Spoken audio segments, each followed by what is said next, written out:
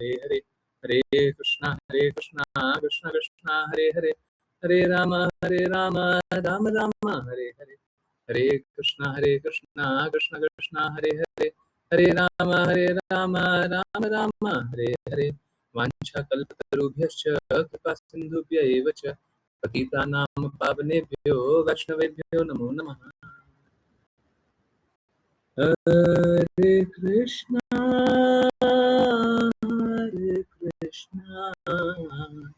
कृष्णा कृष्णा हरे हरे हरे राम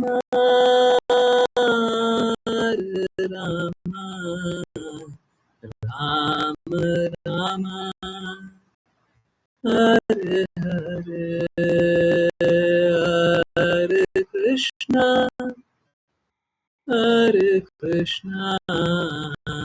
कृष्णा कृष्णा हरे हरे हरे राम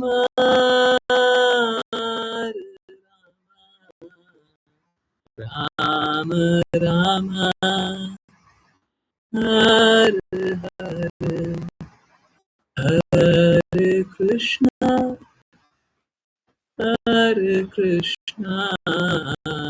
कृष्णा कृष्णा हरे हरे हरे राम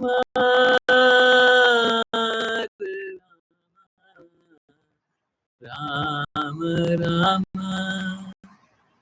हरे हरे हरे कृष्णा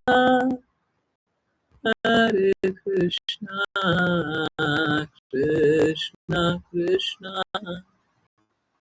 हरे हरे हरे राम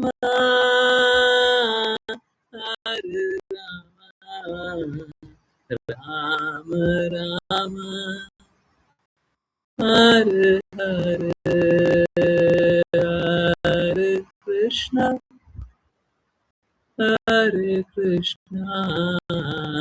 कृष्णा कृष्णा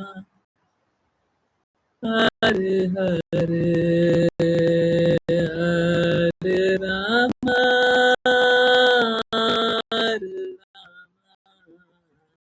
राम राम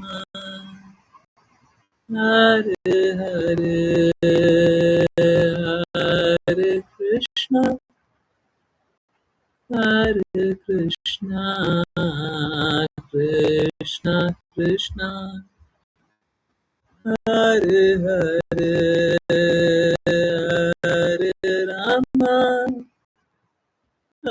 हरे राम राम राम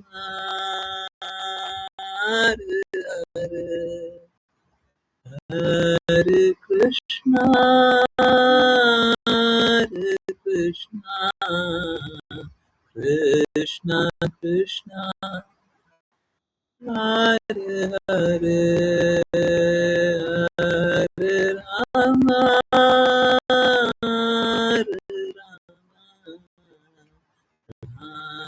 राम हरे हरे।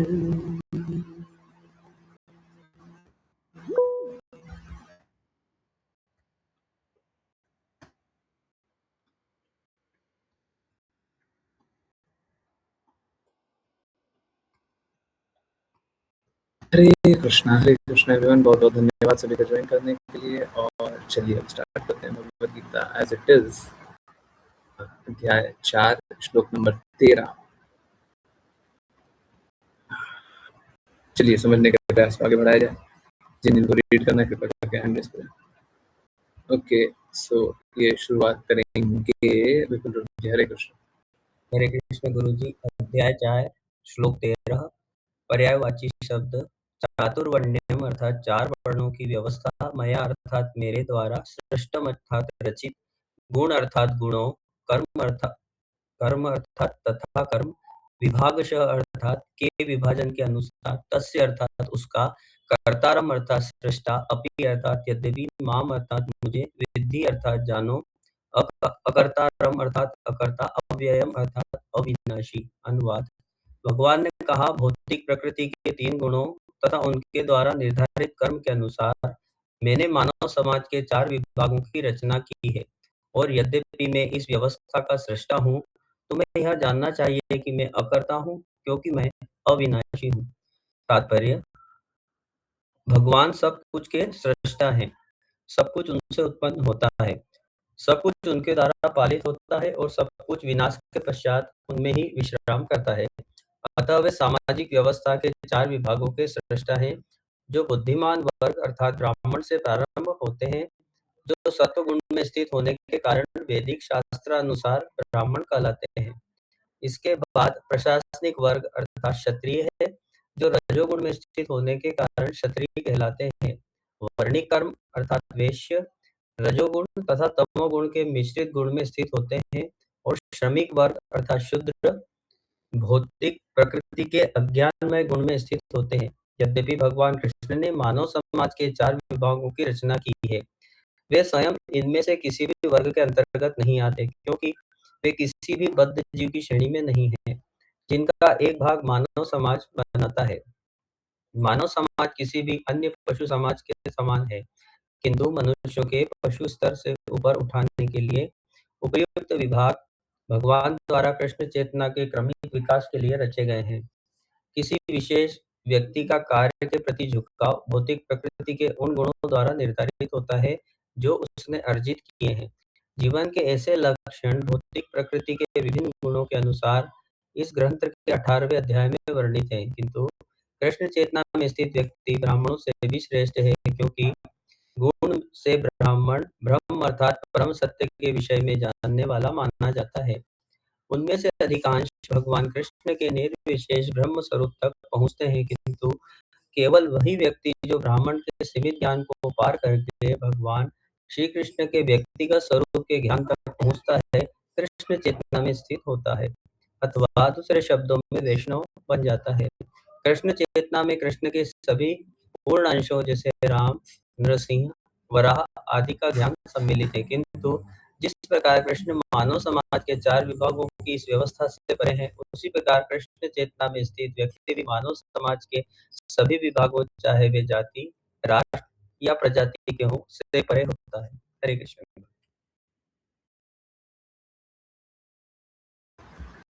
हरे कृष्णा हरे कृष्णा। देखिए, ये ऐसा श्लोक है, और ना सिर्फ ये, परंतु ये विशेष रूप से ऐसा श्लोक है जिसको मिस इंटरप्रीट करके, मिस रिप्रेजेंट करके, गलत समझ करके और गलत तरीके से प्रस्तुत करके वर्णाश्रम धर्म, सनातन धर्म का अपमान किया जाता, तिरस्कार किया जाता और धर्म विमुख बना देते। लोगों को कैसा बनाते थे? धर्म विमुख। सरल शब्दों में बोला जाए तो द्वेषी, द्वेषी, द्वेष करने वाला बना देते।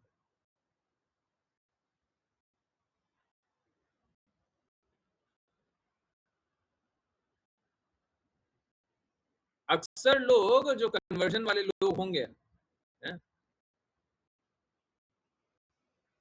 उनसे आप सुनिएगा ना, तो वो बताने लगेंगे कि देखिए, सनातन धर्म में तो क्या है ना, सनातन धर्म में जाति प्रथा, जाति प्रथा है, और ये जाति प्रथा बहुत खराब है।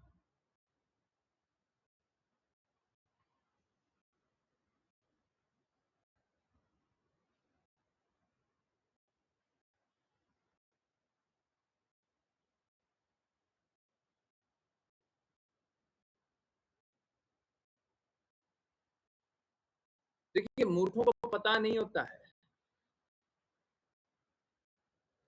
कि सही और गलत में क्या अंतर होता है, इसीलिए मूर्खतापूर्वक बातें करते रहते हैं।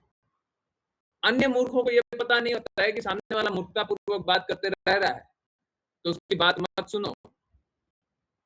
अन्य भी मूर्ख है तो उसकी मूर्खतापूर्वक बातें सुनता है और भ्रमित हो जाता है,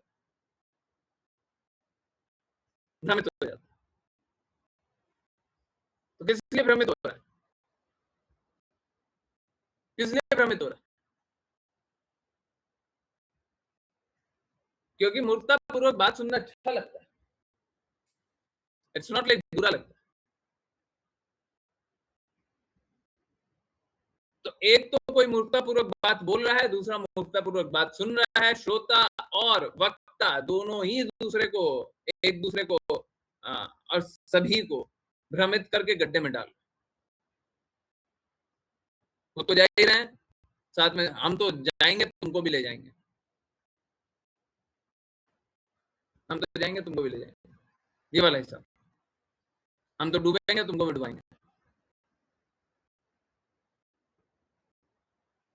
ये बात।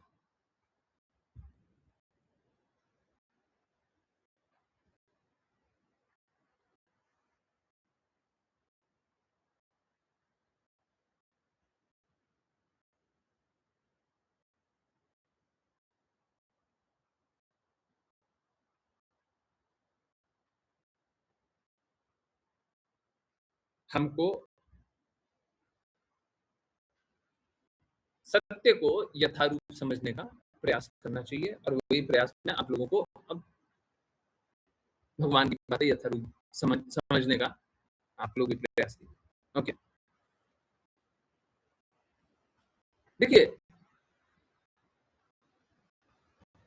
भगवान ने पहले 4 विभाग किए, पहले यहाँ से समझिए, उसके बाद समझिएगा कैसे क्या हो रहा है। भगवान ने 4 विभाग किए।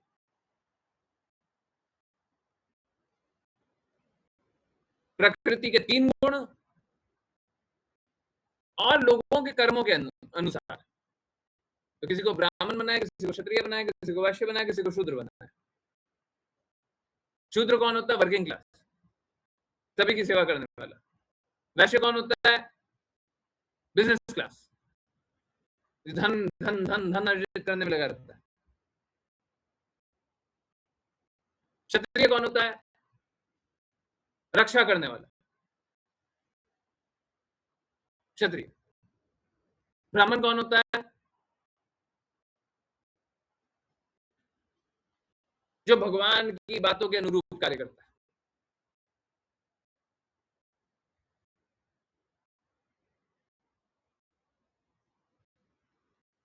निम्न स्तर पे देवी देवता की बातों के अनुसार कार्य करता है। शुद्धतम स्तर तो यही है, कृष्णा की बातों को स्वीकारता हो, और जो कृष्णा की बातों को स्वीकारता हो वैष्णव, और वैष्णव ये तीनों से भी ऊपर, वैष्णव का स्थान इन तीनों से भी ऊपर, क्योंकि वो पारलौकिक है, आध्यात्मिक।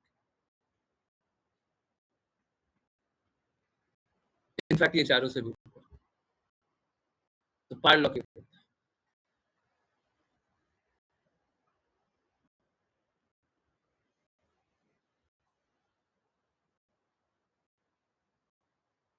तो ब्राह्मण, क्षत्रिय, वैश्य और शूद्र बना है। अब देखिए, आप लोग बहुत अच्छे से जानते हैं, आपका जैसा भी परिवार हो, आप जानते हैं, कोई लॉयर है, ठीक है, कोई लॉयर का परिवार देखिए, कोई डॉक्टर का परिवार देखिए, तो कोई लॉयर है, कोई बिजनेसमैन है, कोई डॉक्टर है, तो उसके घर में जिसका जन्म हो रहा है, उसको लॉयर बनना बहुत आसान है, उसको डॉक्टर बनना बहुत आसान है, उसको बिजनेसमैन बनना बहुत आसान है, उसको उस प्रकार के गुण में आना बहुत आसान है। सही बात नहीं? सही बात नहीं है? क्योंकि उसका उस परिवार में जन्म हुआ है, तो उसको उस गुण में आना बहुत आसान होता है। सही बात नहीं है? एक डॉक्टर के परिवार में अक्सर लोगों को डॉक्टर देखिएगा। सही बात नहीं है? एक लॉयर के परिवार में अक्सर लोगों को लॉयर देखिएगा। सही बात नहीं है? एक बिजनेसमैन के परिवार में अक्सर लोगों को बिजनेसमैन देखिएगा। सही बात नहीं है? अब इसका इसका बाहरी और आंतरिक दोनों कारण। बाहरी कारण तो आप ये देख सकते हैं कि बिजनेसमैन के परिवार में जन्म लिया है, माता-पिता बिजनेसमैन है, तो बिजनेस की बातें करते रहते हैं, तो बिजनेस की बातें सुनते रहता है। जब बिजनेस की बातें सुनते रहता है, तो उसकी चेतना कैसे हो जाती है? बिजनेस माइंडेड, बिजनेस फोकस्ड, है ना? वो कैसा काम करता है? बिजनेस के अनुरूप कार्य करता है। ठीक है? ये बात समझ आया? हैं? समझ आया ये वाला? तो कोई बिज़नेस माइंड वाला बिज़नेस परिवार में जन्म लिया है तो इस प्रकार से, परंतु उसका एक दूसरा साइड भी है जो लोग देखता नहीं। देखिए, किसी का भी जन्म हुआ है, कोई भी परिवार में हुआ है, तो किस लिए हुआ है? क्योंकि उसका गुण उनसे किसी न किसी प्रकार से मैच करता है। तो संभावना बहुत प्रबल है। ये नहीं है कि हमेशा ही होगा। संभावना बहुत प्रबल है। क्योंकि उस परिवार में जन्म लिया है, तो उसका गुण वैसा ही था, उसीलिए उसका जन्म भी हुआ है। अब गुण भी था और फिर वातावरण भी बन गया, तो वैसे ही बन जाता है। समझ आ रहा नहीं आ रहा? सभी को समझ आ रहा है? तो इंटरनल कारण भी है, जन्म उसका हुआ उसके पीछे भी कारण है। कार्य कर रहा है उसके पीछे भी कारण है।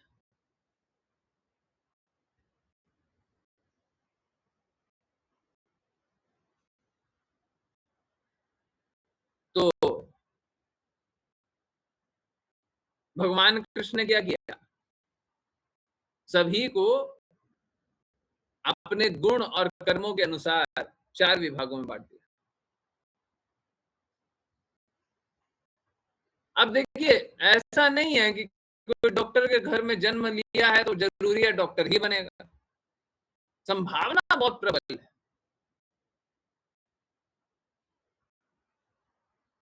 कोई इंजीनियर के घर में जन्म लिया हो तो इंजीनियर ही बनेगा। संभावना बहुत प्रबल है कि बन जाएगा, परंतु ऐसा नहीं है कि वही बनेगा।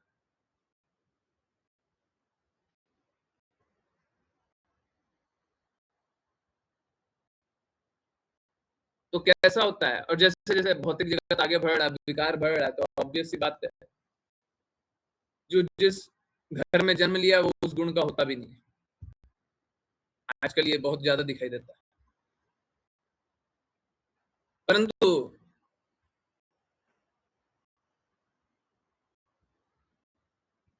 समाज की विकृतियों द्वारा ये मान लिया गया कि जन्म से ही कोई ब्राह्मण, क्षत्रिय, वैश्य और शूद्र है। ऐसा भगवान कृष्ण ने नहीं बोला। क्या बोला? चातुर्वर्णम मया सृष्टम गुणा कर्मा विभागशः। क्या बोला? भगवान कृष्ण ने क्या बोला? गुणा कर्मा विभागशः। गुण और कर्मों के अनुसार विभाग किया। जन्म के अनुसार विभाग नहीं हुआ है। हाँ, निश्चित रूप से जब मैं ये बात बोल रहा हूँ, मैं स्वीकार रहा हूँ कि जन्म किसी का होगा तो किसी गुण गुण के अनुसार जन्म होता है। ये बात सही है, परंतु आवश्यक नहीं है। क्या डॉक्टर के घर में इंजीनियर पैदा नहीं होता? मतलब जो बच्चा जन्म लिया वो इंजीनियर नहीं बनता है?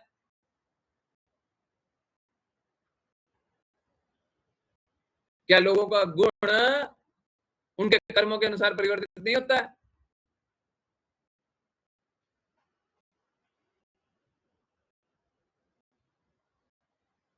तो किसी का जन्म हो गया इसीलिए वो ऐसा ही गुण का हो गया, ऐसा नहीं। परंतु सिंप्लिसिटी के लिए, क्योंकि आप समझिए बात को। हम क्या देख रहे हैं? हम देख रहे हैं 10 में से 6 लोग, 7 लोग डॉक्टर के घर में डॉक्टर ही हो रहा है। तो हम क्या बोल रहे हैं? एक जनरलाइज स्टेटमेंट दे दिया। क्या? कि डॉक्टर के घर में ही डॉक्टर होगा। ये सही बात नहीं है, परंतु हाँ, बहुत हद तक सही है। तो वैसे ही लोगों ने एक स्टेटमेंट देना स्टार्ट कर दिया, एक धारणा बनाना स्टार्ट कर दिया। क्या? कि शूद्र के घर में जन्म लिया तो शूद्र ही होगा।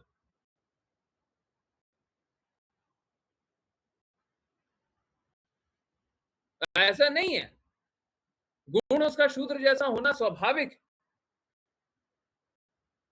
परंतु उन गुणों से निकल सकता है। गुण और कर्मों के अनुसार काम कर रहे हैं, सब कोई निकल सकता है। तो जन्म के अनुसार नहीं होता। आजकल ये भ्रामक जानकारी पहुंचाई जाती है, सब जगह पहुंचाई जाती है, और सनातन धर्म पे द्वेष फैलाया जाता है कि सनातन धर्म विभाग करना, विभाजन करना सिखाता है। विभाजन करना नहीं सिखाता, आपको जो आपका गुण है उसी के अनुसार आपको बैठाता है।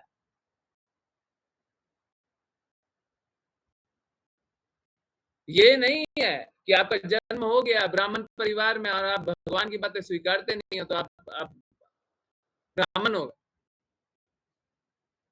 या फिर आप किसी को गुरु गुरु बोलने लग जाओ और गुरु की बात को स्वीकार नहीं करो, तो आप भगवत भक्त हो गए। बिल्कुल नहीं होगा।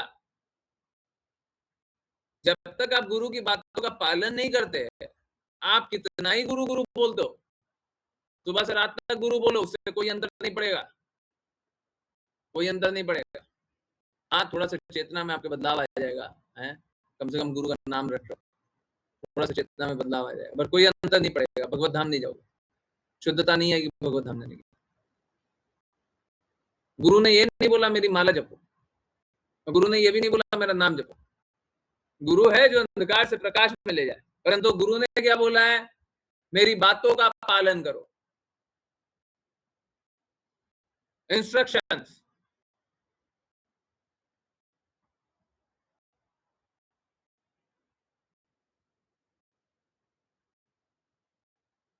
तो हम लोग तो यहाँ पे गुणातीत बनाने के लिए, तो देखिए सब चारों गुणों में सब कोई संघर्ष कर रहा है, चारों तीनों गुणों में और चारों वर्णों में संघर्ष कर रहा है। तो हमारा प्रयास तो यहाँ पे क्या है? हमारा प्रयास यहाँ पे है कि सभी को गुणातीत बना दिया जाए। गुणातीत मतलब गुणों से परे। गुणों से परे कहने का अर्थ क्या है? कि गुण आपको प्रभावित करे ही नहीं। कैसे नहीं प्रभावित करेंगे? जब आप गुरु के कहे अनुसार कार्य करोगे तो गुण प्रभावित नहीं करेंगे। जैसे जब आप भगवान के कहे अनुसार कार्य करते हो तो माया देवी प्रभावित नहीं करती है, देवी देवता के नियम प्रभावित नहीं करते हैं। ठीक उसी प्रकार से जब आप गुरु के कहे अनुसार कार्य करोगे तो गुणों से परे हो जाओगे, गुणातीत। तो ये तीनों गुण और चारों आश्रम से भी परे हो जाओगे, सॉरी चारों वर्ण से भी परे हो जाओगे, ब्राह्मण क्षत्रिय वैश्य शूद्र से परे हो जाओगे। कल परसों हम लोग पढ़ रहे थे, देखिए वहां पे भी मैंने बोल दिया था, चैतन्य महाप्रभु ने बोला है, जितना मुझे याद आ रहा है पद्मावली का वो जो श्लोक है वो चैतन्य महाप्रभु ने बोला है। फिर से एक बार चेक करना था, मैंने चेक नहीं किया, इसलिए मैं फिर से एक बार यहाँ पे बोल रहा हूँ। मुझे ऐसा लगता है कि वो चैतन्य महाप्रभु ने बोला, करना चाहिए था चेक। जितना मुझे याद था उन्होंने ही बोला है, बट मेरे को फिर भी चेक करना है। ओके, तो श्लोक क्या है? जितना मुझे याद आ रहा है वो चैतन्य महाप्रभु के शब्द। श्लोक क्या है? श्लोक में चैतन्य महाप्रभु बोलते हैं कि ना तो मैं ब्राह्मण हूँ, ना तो मैं क्षत्रिय हूँ, ना तो मैं वैश्य हूँ, ना तो मैं शूद्र हूँ, ना तो ब्रह्मचारी हूँ, ना तो गृहस्थ हूँ, ना तो वानप्रस्थ हूँ, ना सन्यासी। हम लोग जो है वो वर्ण और आश्रम, वर्णाश्रम धर्म का पालन करते हैं। 4 वर्ण 4 आश्रम, ब्राह्मण क्षत्रिय वैश्य शूद्र गृहस्थ, सॉरी ब्रह्मचारी गृहस्थ वानप्रस्थ सन्यास। हम लोग क्या है? 4 वर्ण और 4 आश्रम, यही है। और इसी को बोलते हैं वर्णाश्रम धर्म, और इसी का नाम है सनातन धर्म। तो लोग यही सनातन धर्म का पालन करते हैं। तो चैतन्य महाप्रभु ने क्या बोला कि हम ये भी नहीं है, ये भी नहीं है, ये भी नहीं है, ये भी नहीं है। अब एक बात बताइए, अगर कोई सनातन धर्मी है तो निश्चित रूप से वो 4 वर्ण और 4 आश्रम है? ऐसा तो नहीं हो सकता कि 4 वर्ण और 4 आश्रम नहीं है। तो फिर चैतन्य महाप्रभु ने ऐसा क्यों बोला?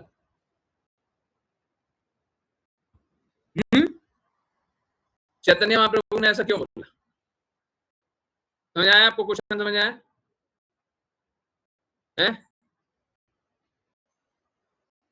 चैतन्य महाप्रभु ने ऐसा क्यों बोला? 4 वर्ण और 4 आश्रम नहीं है। सभी को समझ आया? नहीं आया? है? हम लोग बोल रहे हैं कि सनातन धर्म का मतलब ये 4 वर्ण और 4 आश्रम का पालन करने वाला।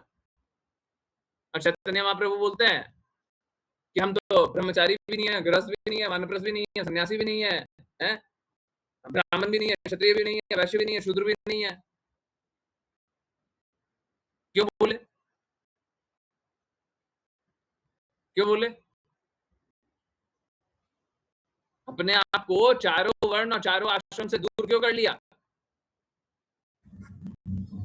हे कृष्ण गुरुजी, क्योंकि वो कृष्ण ही है स्वयं।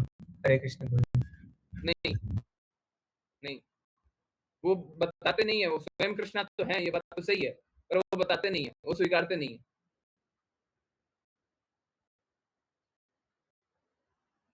वो नहीं स्वीकारते।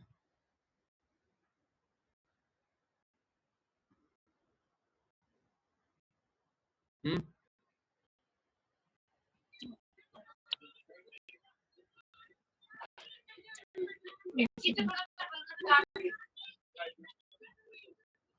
क्या?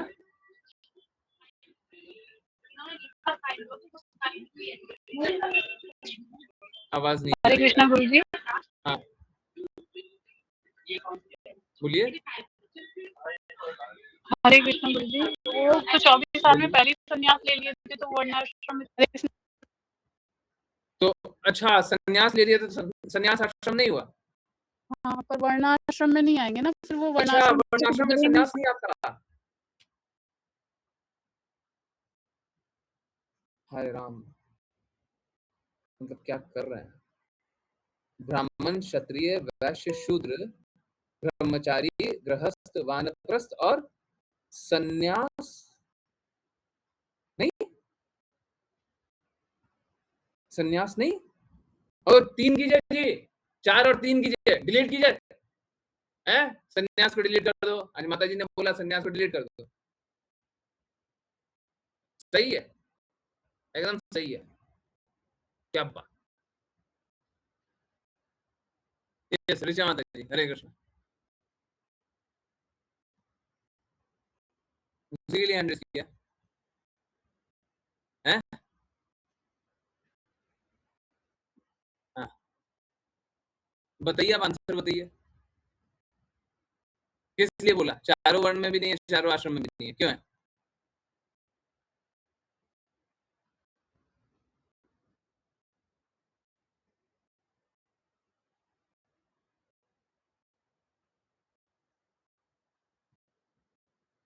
ये नियम किसको नहीं लगते?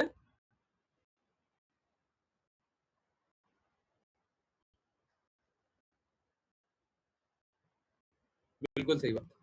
आध्यात्मिक जगत में ये वर्ण आश्रम का नियम नहीं लगता। जैसे हम लोग ये वर्ण आश्रम की बात कर रहे हैं ना, तो ये भौतिक धरातल का ही है, इन सबके ऊपर है। भगवत भक्त इन सबके ऊपर है।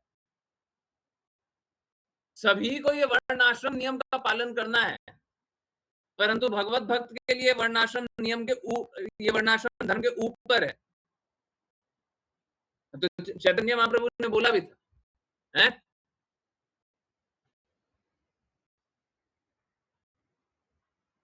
कि ना तो हम ब्रह्मचारी हैं, ना गृहस्थ है, ना मानप्रस्थ है, ना सन्यासी हैं,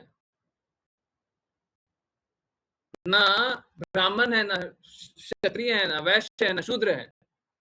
हम कौन है? हम वो भगवान कृष्ण के दास के दास के दास के दास हैं, जो कि गोपियों के परम रक्षक हैं।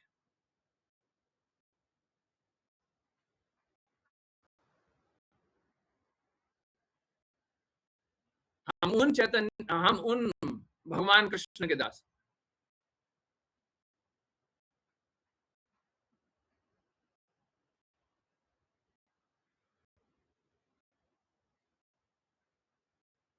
तो जब हम इस भौतिक धरातल से ऊपर उठ करके भगवत चेतना में लीन हो जाएं,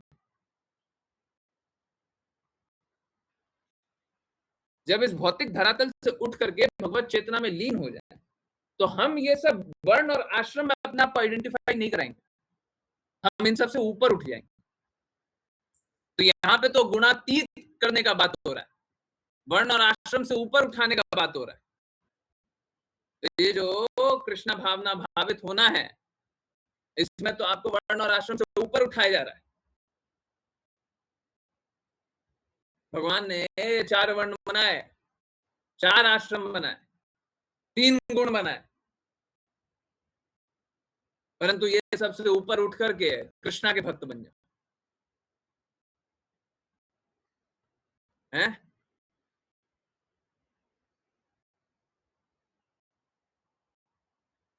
सामान्यतया लोग कृष्णा की भक्ति करना नहीं चाहते, कृष्णा के कहे अनुसार करना नहीं चाहते, तो जानते या अनजाने ये वर्णाश्रम में फंसे ही हुए हैं। अब जानते हुए फंसे रहे या अनजाने में फंसे रहे, ये भौतिक जगत में ये तीसरा जो आश्रम है, तीसरा जो वर्ण है, ब्राह्मण, क्षत्रिय, वैश्य, शूद्र, ये वैश्य शूद्र से जो जस्ट ऊपर वाला, इसको बहुत सम्मान किया जाता है। पैसा कमाने वाला लोग होता है, इसका बहुत सम्मान होता है ना? आज के दिन में पैसा कमाने वाले लोग का बहुत सम्मान होता है, पैसे से ही सब कुछ होता है, परंतु ये वैश्य का कार्य है।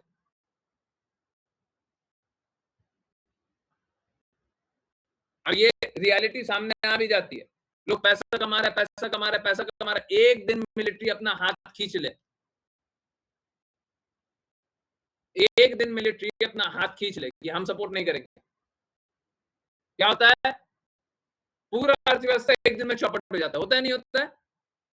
हम लोगों ने श्रीलंका में देखा नहीं देखा, नेपाल में देखा नहीं देखा, है बांग्लादेश में देखा नहीं देखा, है देखा कि नहीं देखा? क्या कर लिया धन कमा करके, क्या कर लिए? धनी धनी करते रहते हो। ठीक वैसे ही एक दिन अगर ब्राह्मण अपनी व्यवस्था को खींच ले, बोले हम सपोर्ट नहीं करते सोसाइटी का, पूरा समाज को हम नहीं बचाते, तो समाज अपने पापों के नीचे खुद ही दब करके मर जाएगा, खत्म हो जाएगा।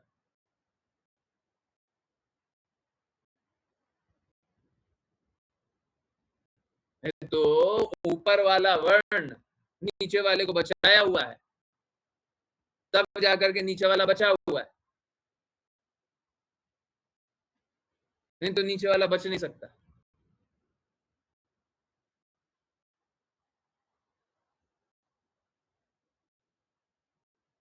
हम लोग देखते हैं लोग शूद्र का मजाक बनाते हैं, शोषण किसी का नहीं होना चाहिए, परंतु मजाक बनाते हैं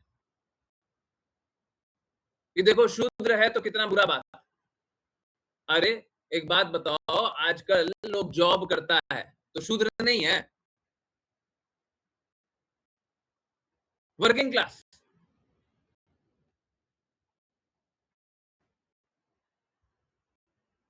शूद्र है, जो भी जॉब करता है शूद्र है।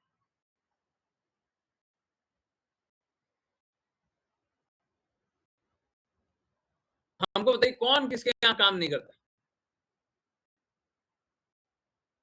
विभिन्न तरीके से कोई ना कोई काम करते ही रहता है, तो सब कोई शूद्र है, कली काल में सब कोई शूद्र ही है,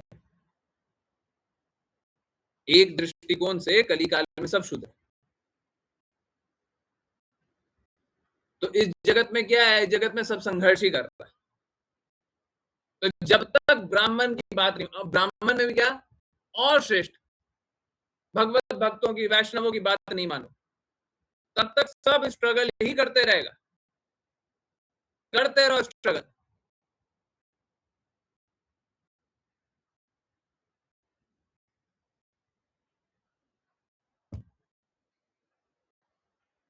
लोग एक और पाप करते हैं, क्या करते हैं? भगवान को भी अपने ही जैसा तोलना स्टार्ट कर देते हैं। देखो भगवान को भी, भगवान जब आए थे ना यहाँ पे जगत में, तो उनको भी काम करना पड़ा था, सुने ना आप? सुने नहीं सुने लोगों को बोलते हुए? भगवान को भी ये करना पड़ा था, भगवान को भी वो करना पड़ा था, सुने ना? ये पाप करता है लोग, क्योंकि भगवान भगवत गीता में बता रहे कि मैं अकर्ता हूं,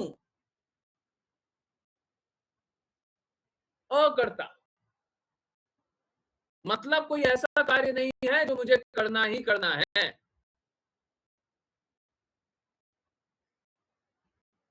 मैं करके दे दे रहा हूं, बट मैं अकर्ता हूं, मैं अपनी शक्तियों से ये करवा दे रहा हूं।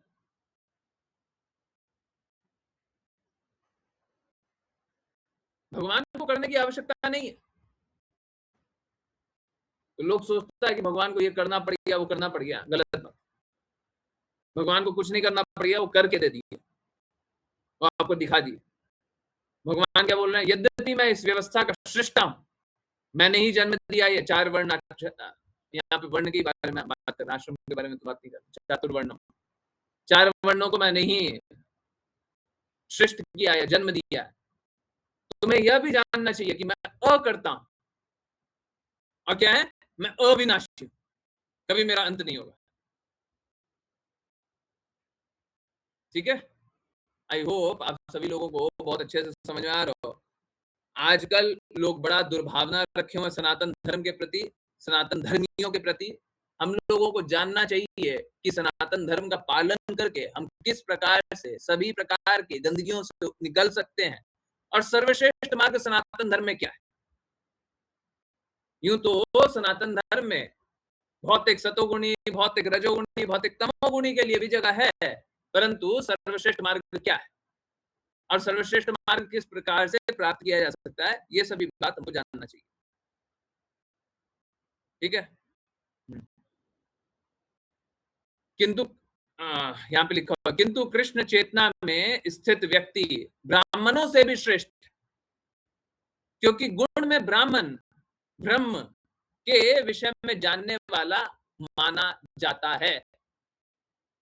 ब्राह्मण, ब्राह्मण का अर्थ मतलब, ब्राह्मण का अर्थ क्या, ब्रह्म ज्ञाता, ब्रह्म ज्ञाता, ब्रह्म को जानने वाला।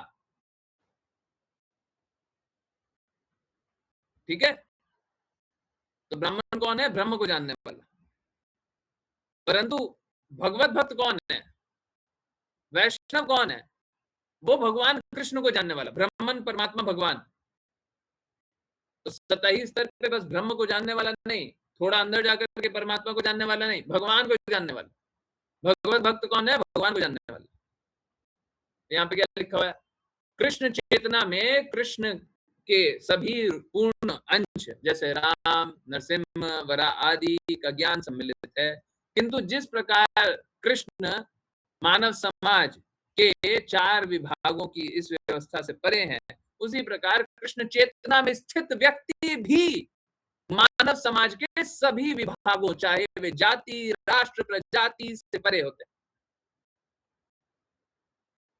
अब समझ आया, किसी बोले थे 4 वर्ण और 4 आश्रम नहीं है, चैतन्य महाप्रभु किस लिए बोले थे 4 वर्ण 4 आश्रम नहीं है, क्योंकि वो इससे परे थे। वो अपने आप को भगवान नहीं स्वीकारने के लिए तैयार थे, वो थे भगवान परंतु स्वीकारने के लिए तैयार नहीं थे। फिर भी बोले, क्यों बोले, इसीलिए बोले क्योंकि एक भगवत भक्त है, ये सबसे परे होता है। भगवान कृष्ण भी ये सबसे परे है, भगवत भक्त भी ये सबसे परे होता है। ठीक है, तो उन पे वर्ण और आश्रम के नियम नहीं लगते। समझ आ रहा है? वास्तव में एक भगवत भक्त पे कोई नियम नहीं लगता, कोई भी नियम नहीं लगता, कोई नियम आप रख नहीं सकते। भगवत भक्त वो होना चाहिए जो हमेशा भगवान कृष्ण की प्रसन्नता के लिए कार्य करे, परंतु उस पर कोई नियम लग सकता है, कोई भी नियम नहीं लगेगा। जस्ट इमेजिन, भगवत भक्ति ये है कि आपको इतना एम्पावर कर देता है, इतना शक्तिशाली बना देता है कि आप पे कोई नियम नहीं लगे। जैसे अगर कोई राष्ट्र का अधीक्षक हो, हाईएस्ट लेवल का कोई अथॉरिटी हो, जैसे प्रधानमंत्री या राष्ट्रपति, तो उस पे राज्य के नियम भी नहीं लगते, है ना, राज्य के नियम के भी ऊपर होता है। सब पे, सारी प्रजा पे वो नियम लग रहा है, राजा पे नहीं लग रहा है। सही बात है ना, ये ऐसा माना जाता है, होता नहीं है पर माना जाता है, नियम निर्धारक वही है, नियम निर्धारक वही है, ऐसा माना जाता है कि प्रधानमंत्री का जो मन करेगा वो नियम बना दिया जाएगा, राष्ट्रपति का जो मन करेगा वो नियम बना दिया जाएगा, जो वो बोल दिया वही नियम हो गया, है ना, वही नियम निर्धारक है, तो उस पर कोई नियम नहीं लगता। अब आप सोचिए, भगवत भक्त बनने पे क्या लाभ है, किसी देवी देवता का नियम नहीं लगता, किसी वर्ण आश्रम का नियम नहीं लगता, किसी तीनों गुणों का नियम नहीं लगता, कुछ नियम नहीं लगता। कोई गुण में नहीं होता है। भगवत भक्त का कोई गुण बता दीजिए कि ये गुण है, वो गुण है, उसका कोई गुण नहीं है, वो सदा भगवान कृष्ण के प्रेम में स्थित है, बस यही गुण। क्योंकि आप जितना गुण जानते हैं ना, आप बड़ाई करने जाओगे पर करके आओगे बुराई।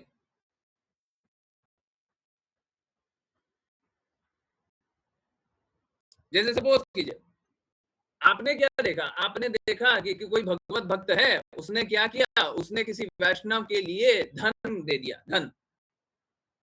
तो आप क्या बड़ाई करोगे, आप बोलोगे कि देखो भगवत भक्त कितने कृपालु हैं कि वो धन दे देते हैं। असली में क्या है, आपको लग रहा है कि महिमा कर गया, लग रहा है ना, लग रहा है ना कि महिमा की हो, लग रहा है ना, सभी को लग रहा है ना कि महिमा कर रहे हैं, तो कि देखो धन दिया है, सही बात है, लग रहा है कि नहीं लग रहा है, लग रहा है ना, ऑनेस्टली बोलिए, नहीं लग रहा हो, कोई ऐसा बोल दे कि नहीं लग रहा है। आपको ऐसा लग रहा होगा कि आप भगवत भक्त का महिमा कर रहे हो कि उसने धन दे दिया, देखो कितना विशाल हृदय है, उसने धन दे दिया, परंतु आप उनका भी अपमान कर रहे हो। क्यों? उसने पूरा जीवन दिया हुआ है, उसने जीवन दिया हुआ, आप धन के पीछे देख रहे हो, आप इतना धन देख रहे हो, उसने जीवन दिया हुआ है, आप महिमा कर रहे हो। एक कोई करोड़ रुपए दान दिया, आप बोल रहे 10 रुपए दान दिया, तो महिमा हुआ कि अपमान करके आए हो। एक भगवत भक्त अपना पूरा जीवन दिया हुआ भगवान की प्रसन्नता के लिए, गुरु की प्रसन्नता के लिए, आप बोल रहे हो इतना सा काम किया, तो आप तो अपमान किए हो।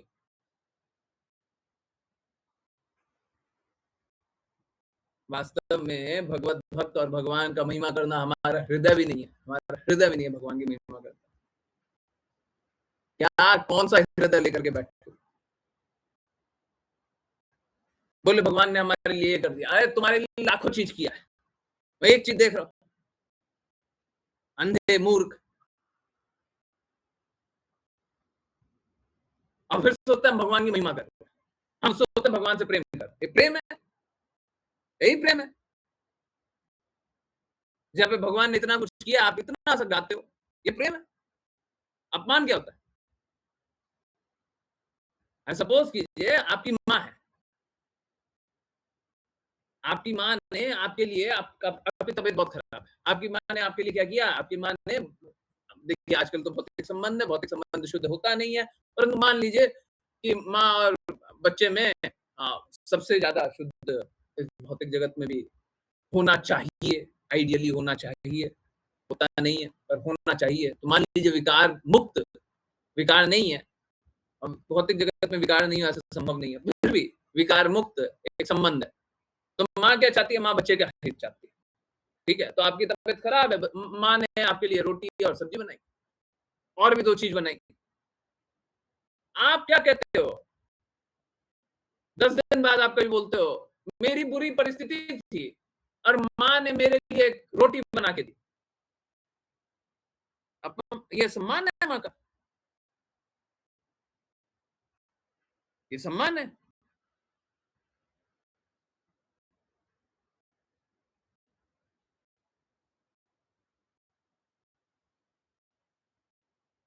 हम लोग यही करते रहते हैं। तो जब सोचते हैं ना भगवान का महिमा कर रहे हैं, तो भी भगवान का अपमान करके ही आते हैं, क्योंकि हृदय में है ही नहीं प्रेम, है ही नहीं, भगवान के प्रति समर्पण है ही नहीं। क्या महिमा करके आओगे, क्या महिमा करके आओगे, यही बात, ठीक है। तो हम लोगों को भगवत भक्तों से प्रेम जागृत करने की आवश्यकता है, खुद का प्रेम नहीं है। भगवत भक्त हमको प्रेम का मार्ग बताए, इस मार्ग पे हम चलेंगे तब जाकर के प्रेम जागृत होगा, तब जाकर के हम भक्ति करेंगे। ऐसे हम कोई भक्ति करने वाले हैं, हमको यही सिखाना चाहिए, ऐसे हम कोई भक्ति नहीं करेंगे। भगवत भक्त बता रहे हैं तो थोड़ा कर लेंगे, नहीं तो हम तो कोई भक्ति करने वाले में से नहीं, ठीक है। आई होप आप सभी को क्लैरिटी से सब कुछ समझ में आ रहा हो, स्पष्टता से, है? ये क्लास कुछ ज़्यादा ही एक्सटेंड कर दिया, परंतु आवश्यकता थी ये सारी बातें समझने की। करते हैं वैष्णव प्रणाम मंत्र, फिर किन्हीं की कोई जिज्ञासा हो, कुछ पूछना, कुछ बताना हो तो चैट में लिख दीजिएगा, नहीं तो 10-15 के बाद पूछा जा सकता है। तेजस्वी माता जी, हरे कृष्ण। आप प्रश्न प्रणाम मंत्र करेंगे। हरे कृष्ण गुरुजी। वंशे कल्पतरुभ्यश्च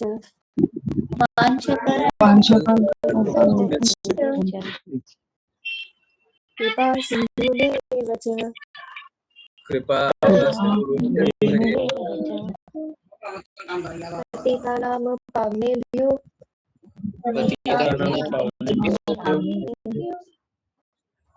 वैष्णवेभ्यो नमो नमः।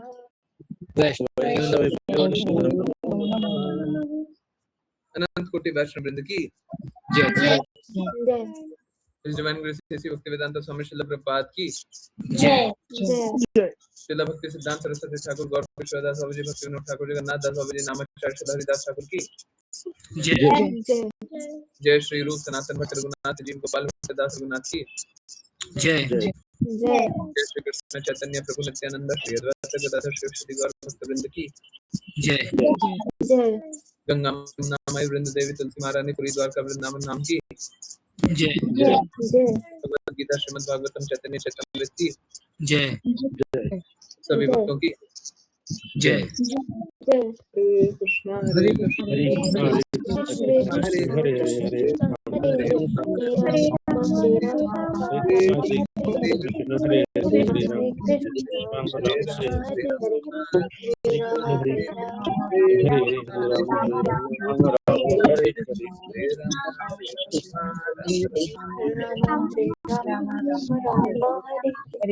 हरे कृष्ण गुरुजी।